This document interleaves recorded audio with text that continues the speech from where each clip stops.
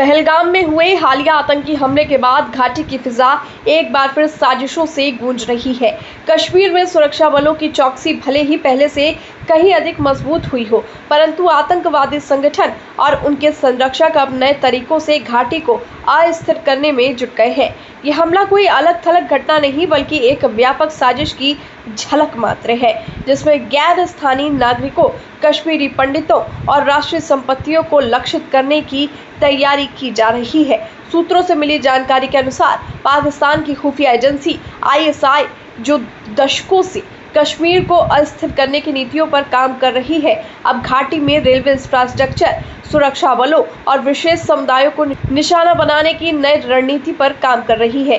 ABP news की माने तो ISI ने अपने नेटवर्क के जरिए स्थानीय आतंकियों को सक्रिय करते हुए श्रीनगर, गांदरबल और दक्षिण कश्मीर के जिलों में हमलों की योजना तैयार कर ली है।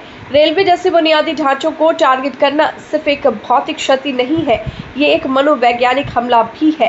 रेलवे घाटी को देश के अन्य हिस्सों से जोड़ने का माध्यम है, इस संपर्क का प्रतीक है, विकास का प्रतीक है और सबसे महत्वपूर्ण, ये एक नई कश्मीर की तस्वीर है।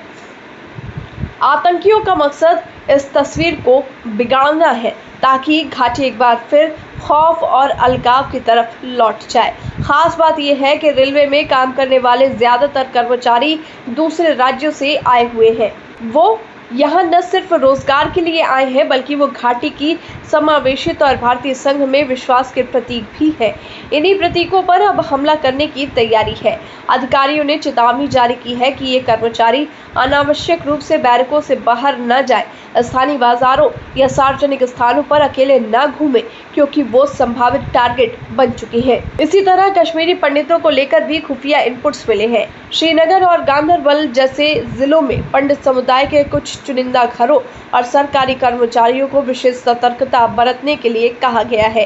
ये वही समुदाय है जो पिछले कई वर्षों से आतंक के साए में जीवन जी रहा है और एक बार फिर आतंक की वापसी का डर उनके सिर पर मंडरा रहा है। यह स्थिति उन राजनीतिक वादों को भी चुनौती देती है जो कश्मीरी पंडितों की वापसी और पुनर्वास को लेकर किए गए थे।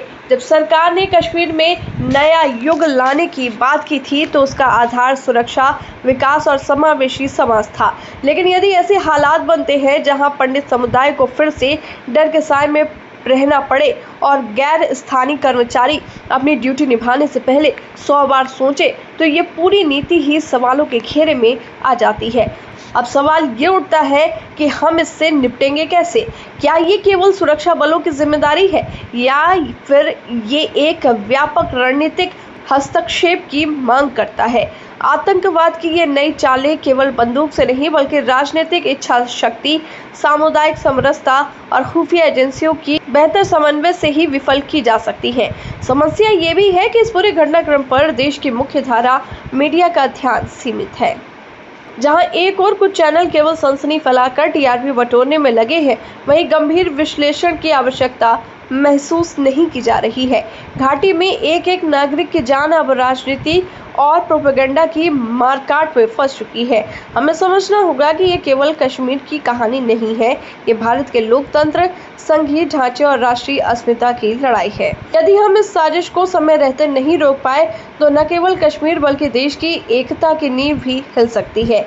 ये वक्त है सजग रहने का, साहसिक निर्णय लेने का और हर उस कोशिश को विफल करने का जो हमारी धरती को फिर से बारूद की घाटी में बदलने पर आमादा है।